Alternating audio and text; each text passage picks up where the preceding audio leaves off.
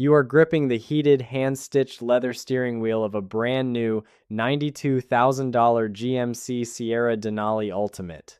The massive 13-inch infotainment screen glows softly in the dark cabin, displaying a map of a city you never actually leave.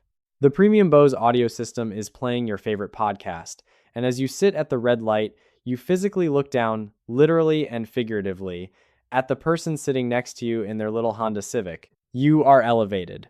You are commanding a fortress of high-strength steel and aluminum.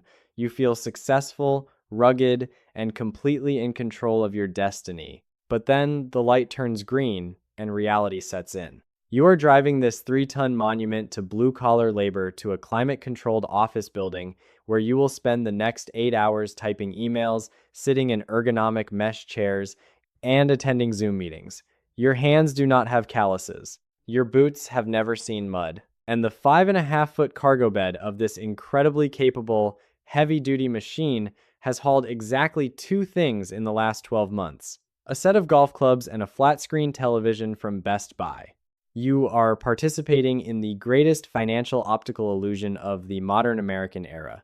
You are suffering from the Pavement Princess's epidemic, and it is quietly, systematically, and violently destroying your financial future. We need to have a very uncomfortable conversation about the fake truck trap. We are going to calculate the exact, brutal mathematics of what it actually costs to cosplay as a ranch hand while living in the suburbs. We are going to look past the shiny dealership brochures and the marketing lies to reveal how this specific cultural phenomenon is keeping an entire generation of men secretly broke, drowning in debt, and trapped in a cycle of wage slavery just to maintain a terrifyingly expensive illusion. Let us start with the purchase price, because this is the exact moment your rational brain gets hijacked by the smell of new leather and the smooth talk of a finance manager. The average transaction price for a new full-size pickup truck in America has skyrocketed past $65,000. But you didn't buy the average stripped-down work truck with cloth seats and a plastic steering wheel, did you? No. You wanted the one with the panoramic sunroof, the ventilated seats, and the badging that makes it sound like a limited edition bourbon. You bought a luxury vehicle masquerading as a power tool, and the sticker price was $90,000. For perspective, the median household income in the United States is roughly $75,000. You are driving around in an asset that costs substantially more than what an entire family earns in 365 days of labor. But the dealership doesn't want you to think about the $90,000. They want you to look at the little box on the paper that says $1,350 a month. They stretch that loan out to 84 months. That is 7 full years. You will be paying off this truck longer than it took to build the Golden Gate Bridge. But the $1,350 monthly payment is just the entry fee. It is the cover charge to get into the club of financial misery. Let us calculate the hidden bleeding. The parasitic costs that drain your bank account while the truck sits parked in your driveway. First, we have to talk about fuel. Your massive V8 engine, pushing the aerodynamic equivalent of a brick wall through the air, gets maybe 14 miles per gallon in city traffic.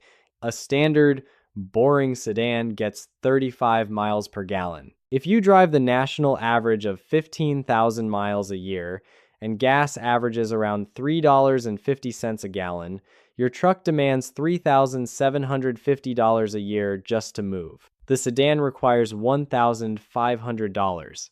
You are burning an extra $2,250 every single year, or nearly $190 a month, just for the privilege of a higher seating position. Second, the insurance. You are not insuring a farm implement. You are insuring a $90,000 luxury asset that costs an absolute fortune to repair. If someone rear-ends your truck and damages the sensors, the tailgate, and the camera systems, the repair bill easily eclipses $10,000. The insurance companies know this, and they pass that risk directly to you. You are easily paying an extra $100 a month in premiums compared to a standard car. Third, maintenance and tires. Everything on a heavy-duty truck is supersized, and so is the bill. You don't just buy regular tires, you buy massive 35-inch all-terrain tires because they look aggressive. Replacing a set of four will cost you $1,800 to $2,400, and they wear out faster on the pavement. Oil changes require more oil. Brakes require massive rotors to stop 6,000 pounds of metal. Add another conservative $120 a month in maintenance delta. Fourth, the silent killer, interest. You didn't pay cash. You financed $90,000 at an 8% interest rate because money isn't free anymore. Over the course of 84 months, you are not paying $90,000.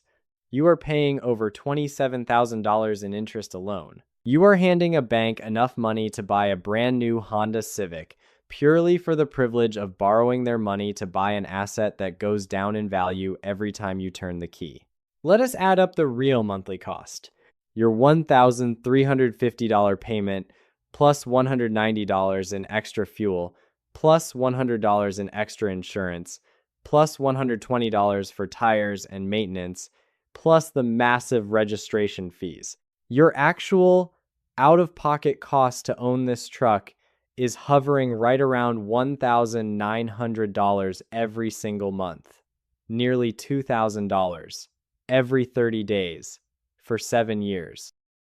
But numbers on a spreadsheet don't tell the real story.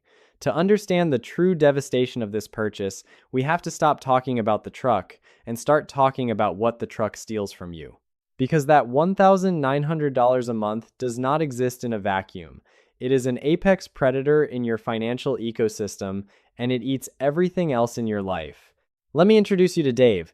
Dave is a 32-year-old project manager. He makes $95,000 a year, which means his take-home pay after taxes is about $5,800 a month. Dave looks incredibly successful. He wears nice clothes, wears a smartwatch, and he drives a $90,000 truck. But Dave is secretly suffocating. Dave wants to buy a house. He goes to a mortgage lender, confident in his high salary. The lender pulls his credit report and looks at his debt-to-income ratio. The bank sees that before Dave even pays for food, utilities, or rent, he owes $1,900 a month to a car company. That is a third of his take-home pay instantly vaporized. The bank denies the mortgage. Dave cannot buy a home, build equity, or establish roots because his truck is mathematically acting as a mortgage on a house he can't live in. Dave's friends decide to book a trip to Europe. It's going to cost $2,500 for the flights, the Airbnbs, and the food. Dave desperately wants to go. He wants to see the world, make memories, and take a break from the grind. But Dave looks at his bank account. After the truck payment, the astronomical insurance, rent, and groceries, he has exactly $150 left at the end of the month. Dave declines the invitation. He tells his friends he is too busy with work. That weekend, Dave stays home and washes his truck in the driveway, convincing himself that detailing his rims is a fulfilling hobby. The truck stole his youth and his memories. Then there is the psychological toll. Financial experts tell you that you need an emergency fund of at least 6 months of expenses. For Dave, that is roughly $25,000. But since he only saves $150 a month, it will take him nearly 14 years to build that safety net. He is walking a tightrope without a net. If Dave's dog needs emergency surgery, if Dave's furnace breaks, or if Dave gets laid off, he is instantly pushed into a credit card debt spiral at 24% interest. And this leads to the ultimate theft, his freedom. Dave hates his boss. He hates the toxic corporate culture at his company. He wants to quit, take a pay cut to work somewhere he loves, or maybe start his own consulting business. But he can't. He absolutely cannot. If he misses one paycheck, the repo man comes for the truck. The $90,000 status symbol has become a pair of golden handcuffs. He cannot negotiate aggressively. He cannot take risks. The truck has turned a smart, capable man into a terrified wage slave who must endure corporate misery just to feed the machine parked in his driveway. The truck also becomes a ghost haunting his relationship. His partner wants to save for a wedding or a down payment or start a college fund for their future kids. But every time the topic of money comes up, the shadow of the $1,900 monthly obligation falls over the room. Dave gets defensive because he has tied his personal identity to the vehicle. Fights erupt, resentment builds. He traded peace in his home for a piece of metal on the street. But here is the most terrifying part of this entire story. Dave is not an exception. Dave is the rule. So why do we do it?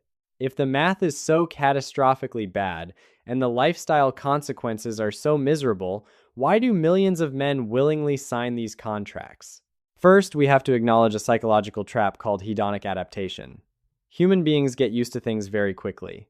During the first month of owning the truck, Dave felt a massive spike of dopamine every time he started the engine. He felt powerful. But by month 4, his brain adapted. It is no longer a magic chariot. It is just the thing that gets him to work.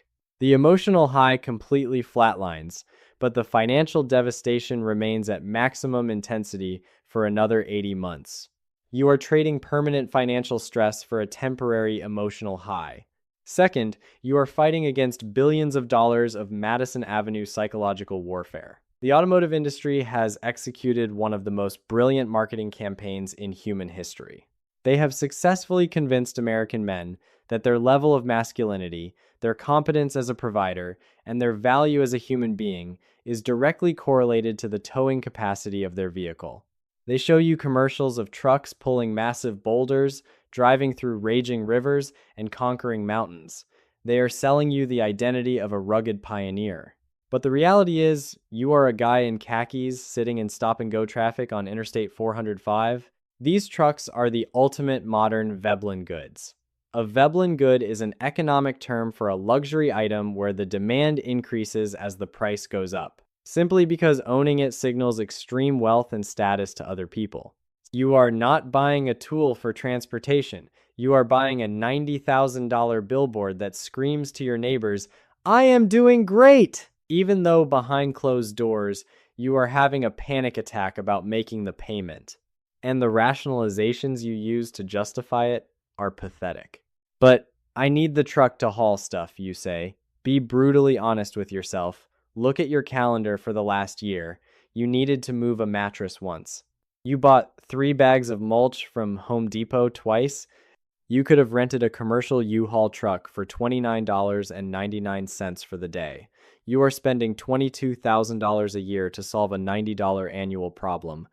It is the equivalent of buying a commercial Boeing 747 because you occasionally fly to visit your parents. But trucks hold their value better than cars. This is the favorite lie of the dealership finance manager. Yes, in terms of pure percentages, a truck might depreciate slower than a luxury sedan. But percentages don't pay the bills.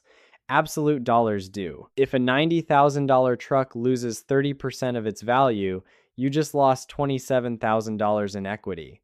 If a $25,000 used Honda Accord loses 50% of its value, you only lost $12,500. You still bled twice as much cash driving the truck. The depreciation argument is a mathematical smokescreen designed to make you feel smart while you are doing something incredibly stupid. Here's the part where I am supposed to give you a secret loophole, a way to keep the massive luxury truck, keep the status, and somehow fix your finances with a side hustle. But I won't lie to you. The math does not care about your feelings, and the math does not compromise. The only way to win a rigged game is to stop playing it. If you are currently trapped in this cycle, the solution is agonizingly simple, but brutally hard for your ego to accept. You have to sell the truck. I do not care if you are underwater on the loan. I do not care if you have negative equity and have to bring a check to the dealership to get out of it. You are on a sinking ship, and you need to stop worrying about the color of the life raft. Take the financial hit now, amputate the infected limb, and stop the bleeding. Here is what the escape plan actually looks like. You walk into a dealership, and you bypass the shiny lifted trucks entirely. You walk over to the used car lot, and you find the most reliable, boring, uninspiring vehicle on the planet. You buy a 3-year-old Toyota Camry or a Honda Accord for $22,000. You finance it for a maximum of 36 months. Or better yet, you pay cash if you can. Let us revisit the parallel universe where you didn't buy the $90,000 truck. In Universe B, your monthly car payment is $400. Your insurance is dirt cheap. Your gas bill is a fraction of what it was. Your total monthly transportation cost drops from $1,900 down to roughly $650. You just freed up $1,250 a month. What happens if you take that money, the exact same money you were willingly throwing into the incinerator of a truck payment, and invest it? If you put $1,250 a month into a boring standard S&P 500 index fund, averaging an 8% historical return over the exact same 84-month period of that truck loan, you wouldn't just be debt-free. You would have over $135,000 in liquid wealth. Let that sink in. The cost of looking rich in traffic today is $135,000 of actual generational wealth tomorrow. With that money, Dave can buy the house. Dave can take his wife to Italy for 3 weeks. Dave can build a massive emergency fund, walk into his boss's office, and quit the job he hates without breaking a sweat.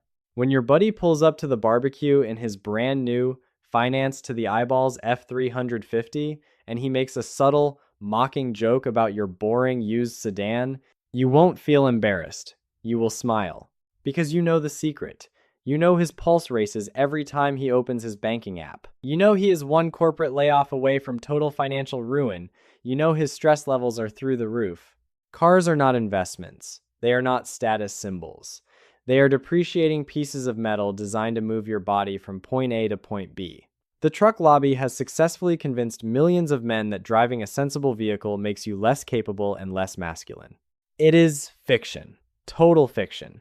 The vehicle you drive has absolutely nothing to do with your strength as a man.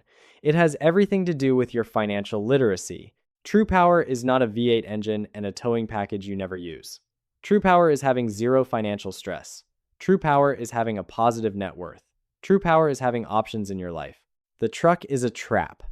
A beautifully designed, leather-wrapped, technologically advanced financial prison cell. The dealership gave you the lock, but you are the one holding the key. Look at the numbers. Admit the reality of what this is costing your future. Sell the illusion, buy the boring car, keep your money, and finally, buy back your freedom.